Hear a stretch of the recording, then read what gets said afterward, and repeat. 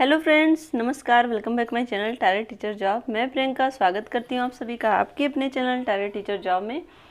दोस्तों, आज हम बीएड द्वितीय वर्ष प्रथम प्रश्न पत्र शिक्षण के सिद्धांत एवं विधियाँ पढ़ेंगे और ये है आपका लेक्चर नंबर 54।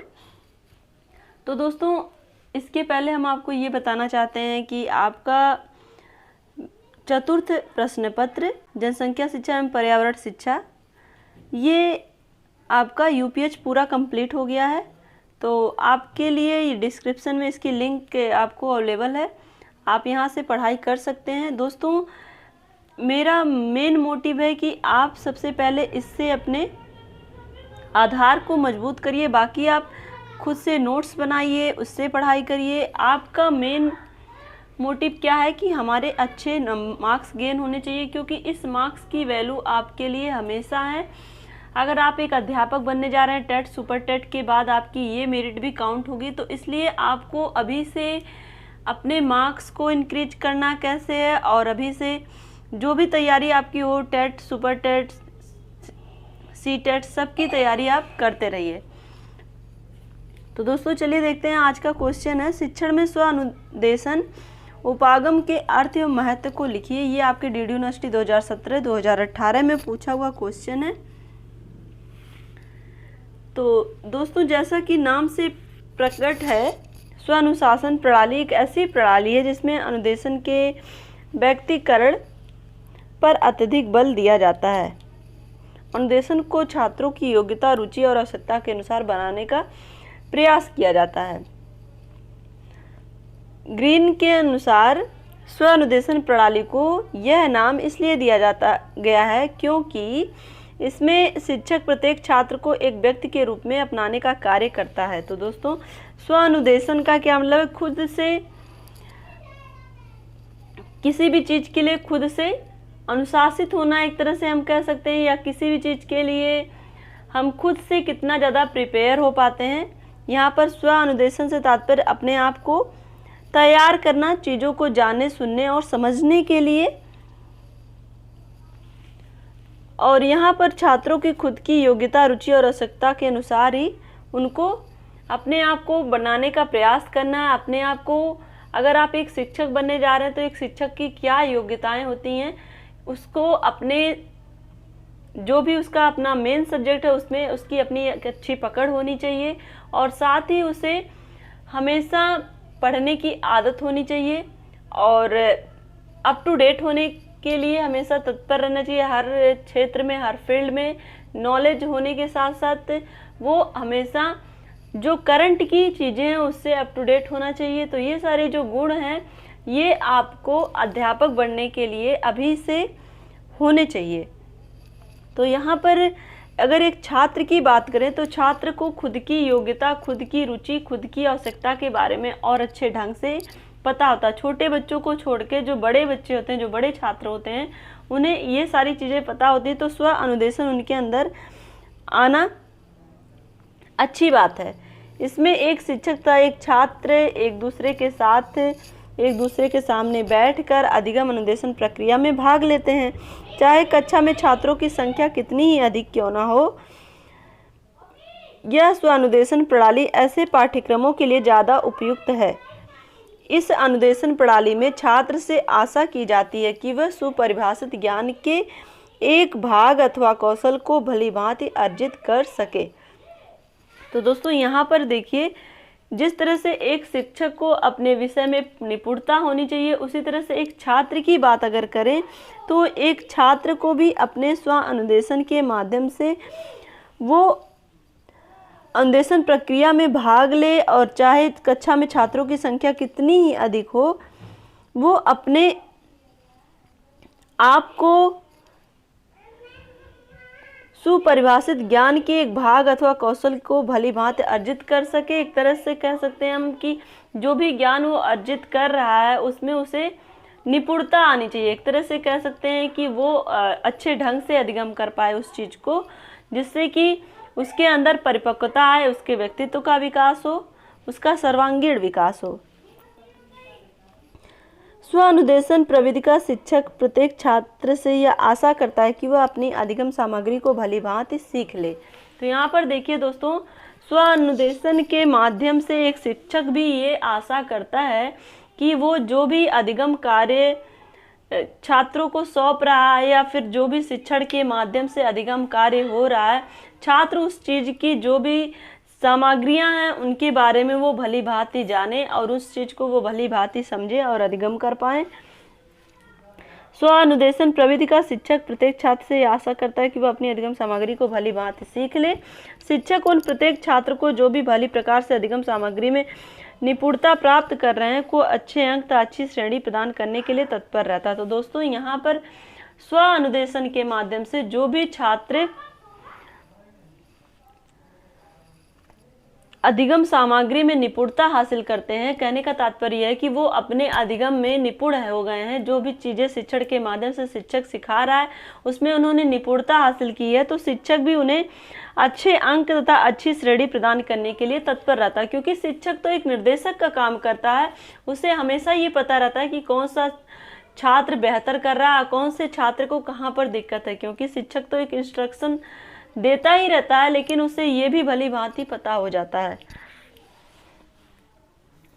शिक्षक को इस बात से मतलब नहीं है कि कक्षा में छात्र का सापेक्षित क्या था और क्या है, वह उद्देश्य की प्राप्ति का उत्तरदायित्व, शक्ति, स्थान तथा उपकरण की सामान्य सीमाओं को अंतर्गत स्वीकार करता है। तो दोस्तों यहाँ पर स्व अनुदेशन में जो भी छात्र को जो भी उद्देश्य पूर्ण करने होते हैं अपने अधिगम से रिलेटेड, अगर उसे वो अच्छे ढंग से पूर्ण कर रहा है तो यहाँ पर जो शिक्षक है उसे ये बिल्कुल फ़र्क नहीं पड़ता है कि छात्र का पहले का जो भी परफॉर्मेंस था वो कैसा है।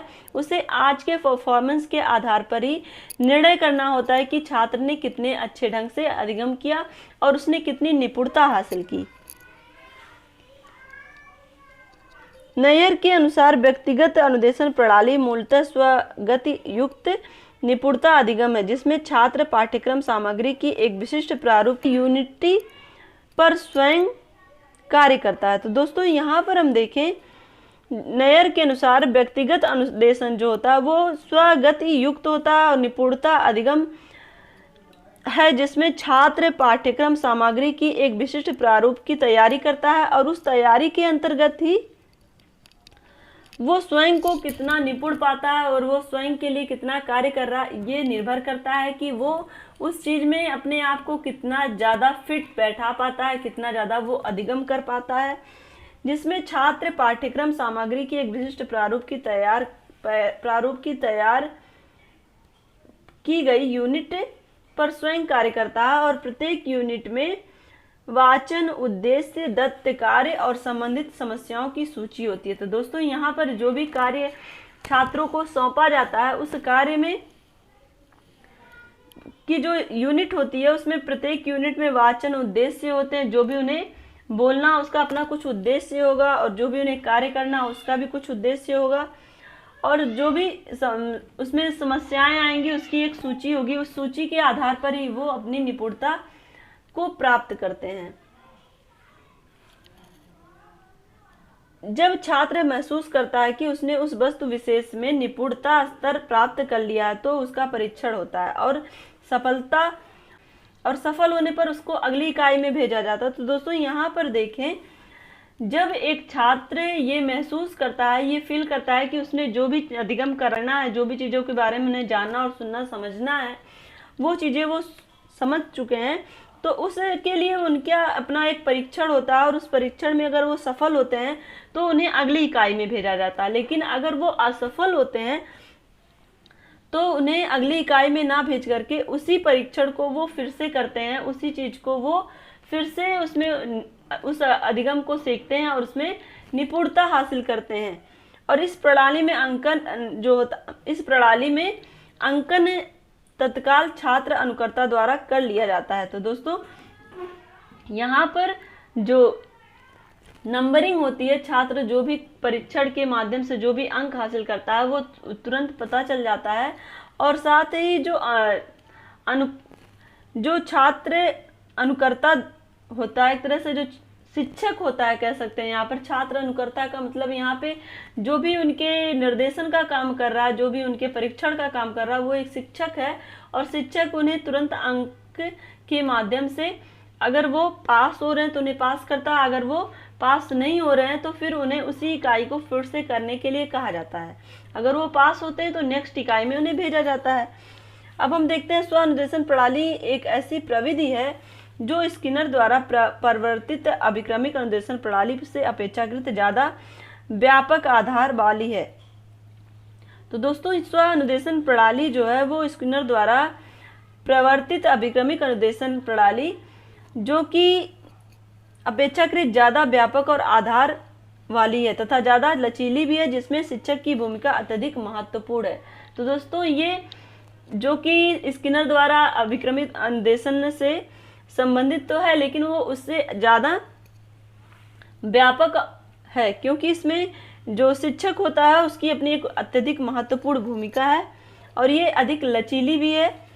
कहा जा सकता है कि स्व-अनुदेशन प्रणाली एक ऐसी प्रविधि है जिसमें सामूहिक शिक्षण की सभी गुण तथा विशेषताएं समावेशित करके स्व-अनुदेशन प्रदान किया जाता है। तो दोस्तों, यहाँ पर हम देखें, स्व-अनुदेशन प्रणाली में सामूहिक शिक्षण तो होता है, लेकिन उसमें छात्र अपने स्व-अनुदेशन के आधार पर खुद को किसी भी इकाई में किस तरह से फिट करना है और उसमें कितनी निपुणता हासिल करनी है, अधिगम कैसे करना है, वो स्वयं से करके सीखते हैं।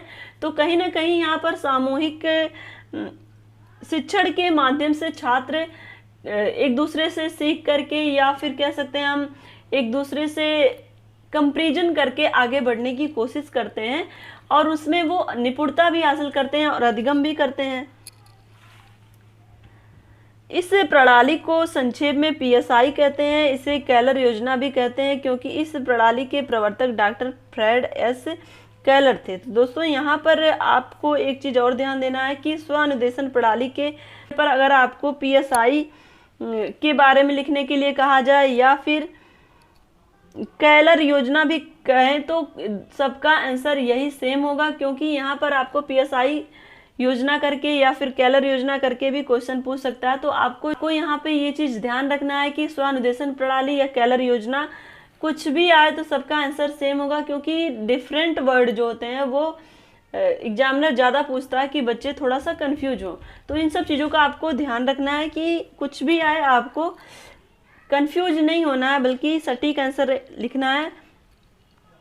तो यहाँ पर हम देखें, PSI प्रणाली कहते हैं और साथ ही इसे कैलर योजना भी कहते हैं, क्योंकि इस प्रणाली के जो प्रवर्तक हैं वो डॉक्टर फ्रेड एस कैलर थे। तो उन्हीं के नाम पर कैलर योजना रखा गया है। उन्होंने अपने 3 साथियों सरमन, जई और बोरी की सहायता से इसका विकास सन 1963 में किया था। तो दोस्तों, कैलर ने अपने 3 साथियों की मदद से सरमन, जई और बोरी की सहायता से 1963 में इसका विकास किया था और वो स्व-अनुदेशन प्रणाली के माध्यम से सामूहिक शिक्षण की जो गुण और विशेषताएं हैं उसको समावेशित किया जाता और स्व-अनुदेशन के माध्यम से छात्रों में अधिगम के लिए निपुणता हासिल होती है और वो अधिगम अच्छे ढंग से कर पाते हैं। तो दोस्तों, आशा करती हूँ कि ये वीडियो आपको अच्छा लगा होगा। अगर अच्छा लगा है तो एक लाइक करिएगा, अपने दोस्तों के साथ शेयर करिएगा। अगर आप चैनल पर नए हैं तो प्लीज़ चैनल को सब्सक्राइब करके बेल आइकन बटन को जरूर प्रेस कर लीजिएगा, जिससे हमारे सभी वीडियोज की नोटिफिकेशन आपको मिल सके। और हम डिस्क्रिप्शन में आपके लिए सारे वीडियोज की लिंक दे रहे हैं और साथ ही आपको यहाँ पर UPH आपका 4th पेपर कंप्लीट हो गया, उसकी लिंक आपको डिस्क्रिप्शन में मिलेगी और ये सारे वीडियो बना रखे हैं वो सारे वीडियोज की लिंक आपको मिलेगी। तो दोस्तों, इसी तरह से आप अपनी मेहनत जारी रखिए, अपना ध्यान रखिए, अपनों का ध्यान रखिए, अपने आसपास सफाई रखिए। मेरी यही कामना है कि आप हमेशा सफलता की तरफ बढ़िए। हमसे जुड़ने के लिए थैंक यू सो मच। जय हिंद।